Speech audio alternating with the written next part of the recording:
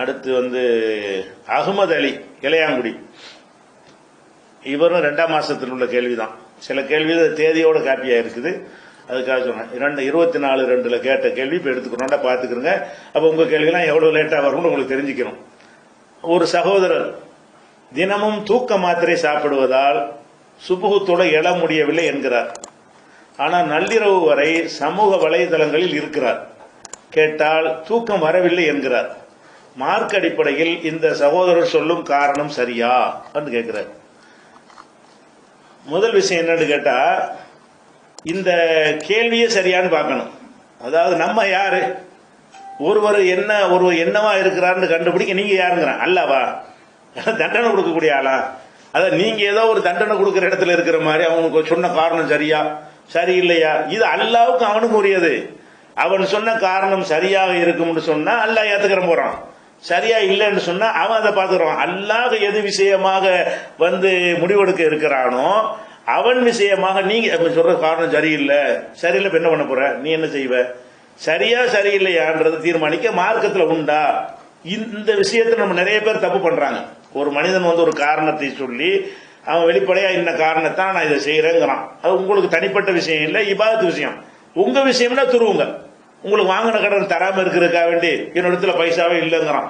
அதை நீங்க நம்பாம இருக்கலாம், அதை துருவலாம். ஏறா கணக்கெல்லாம் ஏறா, செக்கு புக்கையெல்லாம் ஏறா, மணி பரிசெல்லாம் ஏறான்னு கேட்கலாம். அது உங்க விஷயம். அது உங்களுக்கு தர வேண்டிய விஷயங்களாக இருக்குமே. ஆனால் நீங்கள் நம்புவது நம்பாமல் இருப்ப உரிமை உங்களை சேர்ந்தது, உங்க சம்பந்தப்பட்ட விஷயம். போய் சொல்றான் எனக்கு அதை ஏத்துக்கிற மாட்டேன், எல்லா விஷயத்துல சொல்றான்னா உங்களுக்கு மனிதனுக்கு இதுல என்ன ரோல் இருக்குது? உங்களுக்கு தூக்க மாத்திரை சாப்பிட்டு தான் தூங்குறேன்னு ஒருத்தர் சொல்றாரு.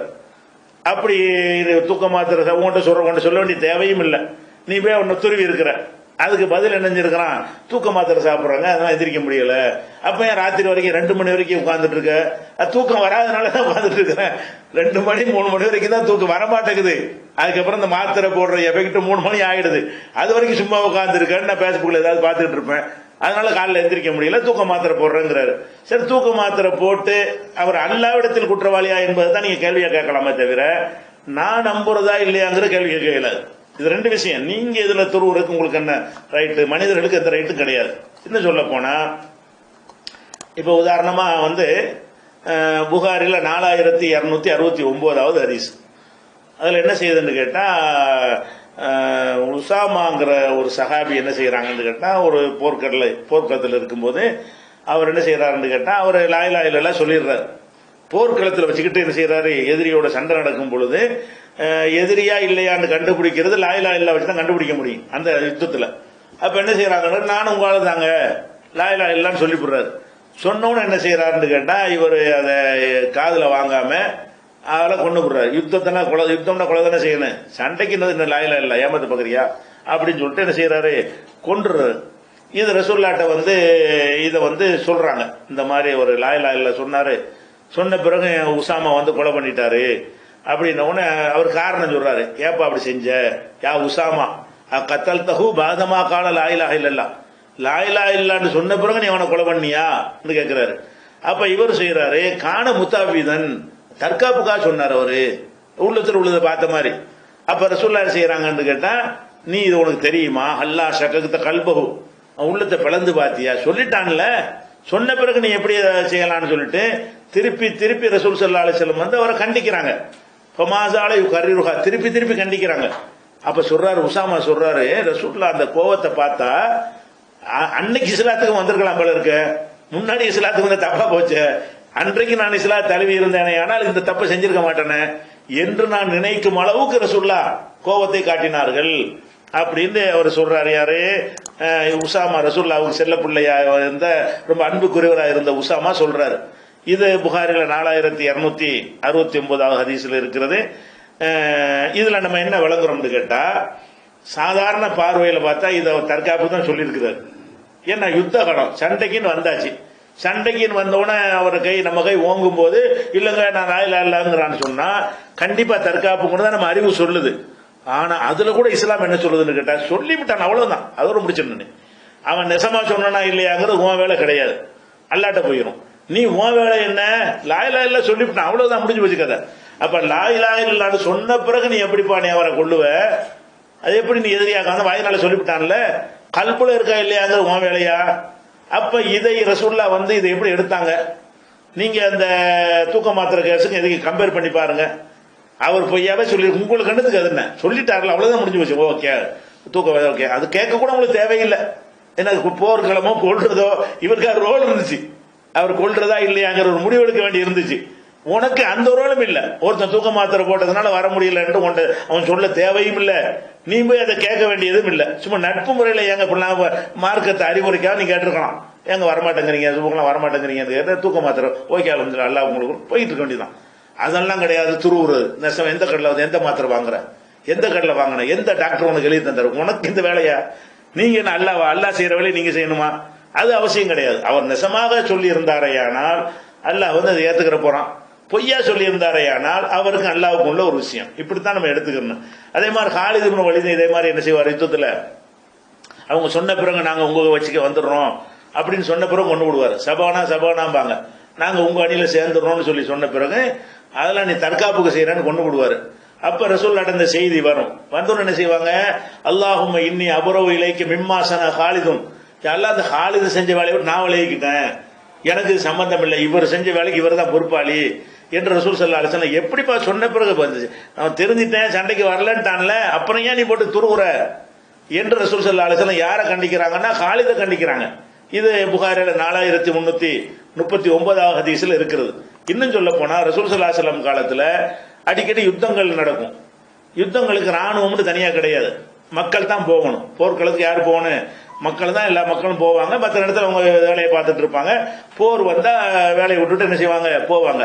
அப்ப இந்த போருக்கு போகாம இருக்கிறதுக்காக வேண்டி என்ன செய்வாங்கன்னா, நடிச்சுக்கிட்டு இருந்தாங்கல்ல முனாஃபிக்குகள், பொய்யான காரணம் சொல்லுவாங்க. போருக்கு எல்லாம் கிளம்பு கண்டவுடனே எனக்கு வயிற்று வலியா இருக்கு, எங்க அம்மாவுக்கு உடம்பு சரியில்லை, பாப்பாவுக்கு உடம்பு சரியில்லைன்னு பொய் சொல்லிட்டு போவாங்க.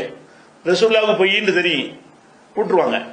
காரணம் சொல்லிட்டு என்ன செய்வாங்க, அதுக்கு மேல நமக்கு கிடையாது. ரசூலுல்லாஹ்வுக்கு வஹி அடிப்படையில முனாஃபிக்குன்னு தெரிஞ்சதுனால அவங்களுக்கு தெரிஞ்ச விஷயத்தை கூட அப்ளை பண்ண மாட்டாங்க, மனசுக்குள்ள வச்சுக்கிடுவாங்களே தவிர அவங்க பொய்யான காரணம் சொல்றான். பொய்யினால அந்த காரணத்து எனக்கு நோயாளிங்கிறான், இதை போய் டாக்டர் சர்டிபிகேட் வாங்கிட்டு வந்து சொல்ல கேட்க செய்வாங்க. கேட்கல, எனக்கு நோயாளின்னு சொல்லுவார்கள். நோயாளியா போ, ஏன் நீ போருக்கு வரலன்னு கேட்பாங்க. எனக்கு வயிற்று வலியா இருந்துச்சு, சரி போ. பொய் தான் சொல்லுவான்னு தெரியும். பொய்யா இருந்தாலும் எனக்கு அந்த வேலை கிடையாது, நீ பொய் சொல்லாட்ட மாட்டிக்க. எனக்கு ஏன் என்னுடைய வேலை வந்து உள்ளத்தை பிளந்து பார்க்கறதுக்கு நான் வரவில்லை, வெளிப்படையானது தீர்ப்பளிக்க தான் வந்திருக்கேன் தானே. போர்க்களம் அப்படியே எல்லாம் சொல்லி காட்டுறான். குர்ஆன்ல 9:94-95 வசனங்கள் எடுத்து பாத்தீங்கன்னா, யஅ்ததிரூன இலைக்கும், உங்கள்ட்ட வந்து சமாதானம் சொல்லுகிறார்கள், இதா ரஜஅத்தும் இலைக்கும், போர்ல திரும்பி வந்த பிறகு பொய்யான காரணங்களை சொல்லி சமாதானம் சொல்லுகிறார்கள் சொல்லிட்டு எங்களுக்கு எல்லாம் தெரியும்பான்னு அல்லாஹ் சொல்றான். எங்களை அல்லாஹ் அறிவிச்சு தந்துட்டான்.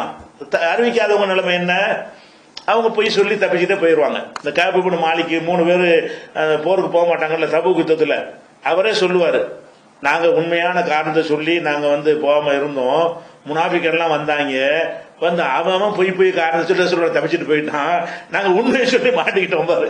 இவர் உள்ளதை சொல்லுவாரு, என்ன சொல்லுவாரு, நான் வேணுதான் வரல, நாளைக்கு வரலாம்னு சொல்லி கடைசியில வந்து இந்த ஆசை வந்து எங்களை மயக்கி நினைஞ்சிருச்சு. நல்ல பேரிச்சம்பழம்லாம் நிறைய விளைந்திருந்தது, காய்த்து குலுங்கி கொண்டிருந்தது, அது அறுவடை செய்யணுமேங்கிறதுனால தான் நான் வரல, நான் வேற நோய் நொடியெல்லாம் காரணம் இல்லைன்னு உள்ளதை சொல்றாரு. இவர் மாட்டிக்கிட்டாரு. இவர் ஒரு 3 மாசம் ரசூலுல்லாஹ் தள்ளி வச்சு விட்டாங்க.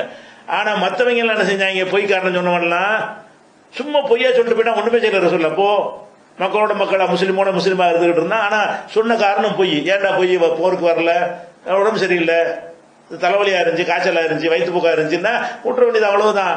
வயிற்று போக்கா உனக்கு அல்லாஹ்வுக்குள்ள போடான்னு அனுப்பி விட்டுற வேண்டியதான். அப்ப ரசூல் ஸல்லல்லாஹு அலைஹி வஸல்லம் காலத்திலேயே சஹாபாக்கள் முனாஃபிக்குகள் வந்து போர்க்களத்துக்கு போகாம இருப்பதற்கு பொய் காரணம் சொன்னார்கள், முஸ்லிமாக நடித்துக் கொண்டிருந்தார்கள். அந்த யாரையும் கூட ரசூலுல்லாஹ் நீ முஸ்லிம் இல்ல பள்ளியாசல் வெளியே போன்னு சொன்னாங்களா? முனாஃபிக்குகள் பள்ளியாசல் தொழு வந்தாங்கல்ல, நீங்க எல்லாம் முனாஃபிக் வெளியே போன்ற சொன்னாங்க. வஹீல உங்களுக்கு தெரிஞ்சு, வஹி இல்லாத மக்களுடைய வேலை என்ன, முனாஃபிக்கா இருந்தா அவனுக்கு அல்லாஹ்வும் உள்ளது. வர்றான்ல பள்ளிவாசலுக்கு போ, அதோட விட்டுட்டு போ, இதுதான் நம்முடைய உரிமை, அது நம்ம பார்த்துக்கணும். அதே மாதிரி வந்து புகாரில 425வது ஒரு ஹதீஸ்ல என்ன வருதுன்னு கேட்டா, இத்துபான்ங்கிற ஒரு சஹாபி கண்ணு தெரியாத ஒரு ஆளா இருப்பாரு. அவர் எனக்கு தொழுகைக்கு போக முடியாது, எங்க வீட்டில் வந்து நீங்க தொழுகை நடத்துங்க ரசூலுல்லாஹ் கூப்பிடுவார். ரசூல்லா அவங்க போயிடுவாங்க. போய் தொழுவும் போது ரசூல்லா வந்துட்டாங்கன்னு கேள்விப்பட்டு எல்லாரும் வந்துருவாங்க அந்த வீட்டுக்கு. ஒரு வீட்டுக்கு அந்த பக்கத்தில் உள்ள கிராமத்து வீட்டுக்கு போறாங்க தொழுகை நடத்துறதுக்காக வேண்டி. அந்த இடத்துல நான் தொழுகை நடத்திக்கிறேன் அப்படின்னு கேட்கிறாரு.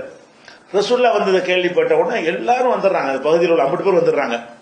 ஒரு ஆள் மட்டும் வரலன்னு அங்க உட்காந்து என்ன செய்யறாங்க, மாலிக் இப்னு துஹைஷின் அப்படின்னு ஒரு ஆள், அந்த மாலிக்குங்கிற ஒரு ஆள் மட்டும் வரக்கானாம். வரலன்ற உடனே அங்க இருந்த ஆளுக்கெல்லாம் என்ன பேசிக்கிறாங்கன்னு கேட்டா, லாக்க முனாஃபிக்குன்னு இருந்தால் முனாஃபிக்கு லாயுஹிப்புல்லாஹ் ரசூலு, அல்லாஹ் ரசூல் இவர் விரும்பல, ஏன் வரல? இல்ல ரசூல்லா வந்திருக்கிறாங்க, ரசூல்லா வந்தா ஓடி எல்லாரும் நாங்க வர்றோம், இந்த மாலிக்குங்கிற ஆளை காணோம் அப்படின்னு சொல்லி முனாஃபிக்குங்கிறாங்க. ஏன் முனாஃபிக்குங்கிறாங்கன்னா, ரசூல்லா வர்றாங்கன்னு கேள்விப்பட்டு கூட வரலன்னா, அவங்க ஏரியாவுக்கு ரசூல்லா தேடி வந்துட்டாங்க, ரசூல்லா வந்துட்டாங்கன்னு செய்தி பரவி போச்சு, ஊரே அந்த வீட்டுல நிக்குது, இவர் வரல அப்படின்னு சொன்ன உடனே என்ன செய்யறாங்க, ரசூல் ஸல்லல்லாஹு அலைஹி வஸல்லம் லாத்தகுல் இப்படி சொல்லாத, அவர் அல்லாஹ் ரசூலை விரும்பாத வரலங்கிற உண்மைதான், வரலங்கிறதுனால ஏன் முனாஃபிக்குங்கிற, அவருக்குரிய ரீசன் ஏதாவது இருக்கு, வராம இருந்ததுனால ரசூல்லா வந்தும் வரலன்னு சொன்னா ஒரு முனாஃபிக்கு மாதிரி உங்களுக்கு தோணலாம். அப்படிங்க சொல்லக்கூடாது. லாத்தகுல் தாலிக்க, நீங்க அப்படி சொல்லக்கூடாது. அலா தராஹு கதுகார லாயிலாக இல்லல்லா யுரீது பிதாலிக்க வஜ்ஹல்லா, அல்லாவின் திருப்பொருத்தத்தை நாடி அவர் லாயிலா இல்ல சொல்லவில்லையா? அப்படி சொல்லிவிட்டால் அல்லாஹ் என்ன செய்வான், அவரை மன்னிச்சிருவான். நீ அது முனாஃபிக் என்று சொல்லாத, நான் இருந்து என்னை பார்க்க அவர் வரலைங்கிற காரணத்தினால் நீங்க எல்லாம் முனாஃபிக் என்று சொல்வது தப்பு. அப்ப ரசூல்லா எதை பாக்குறாங்கன்னு கேட்டா, வெளிப்படையானதை நீங்க பார்க்கணும். உள்ளத்துல முனாஃபிக் இருக்குது, அவர் ஏதோ ஒரு காரணத்தை வச்சிருப்பாரு, அந்த காரணத்தை ஏத்துக்கிட்டு போயிடணும். அப்ப இந்த மாதிரியான ஒரு அடிப்படையை நம்ம விளங்கி கொண்டோமே ஆனால் இது மாதிரியான கேள்விகள் நம்மகிட்ட வரவே கூடாது. ஒரு மனிதருக்கும் மார்க்கத்திற்கும் சம்பந்தப்பட்ட ஒரு விஷயம், அந்த விஷயத்துல அவர் ஒரு காரணத்தை உங்கள்கிட்ட சொல்லுகிறார், சொல்ல வேண்டிய தேவையே இல்லை, அவர் அல்லாட்ட தான் சொல்லணும். ஏதோ நீங்க கேட்கறீங்க, அவர் ஏதோ ஒரு காரணத்தை சொல்றாருன்னு சொன்னா அதோட விட்டு போயிடணும். சரி, நெசமா இருந்தால் அல்லாஹ் ஏத்துக்கிடுவான், நெசமா இல்லாட்டி அல்லாட்ட மாட்டிக்கிடுவாரு. நமக்கு அதை துருவுற அதிகாரம் நமக்கு கிடையாது, நம்ம கேட்கற வேண்டிய ஒரு ரூல் கிடையாதுங்கிறத நம்ம புரிஞ்சுக்கிறோம். இந்த கேள்வியே பேசிக்கா தப்பு, யாரை பத்தி இப்படி கேட்க கூடாது.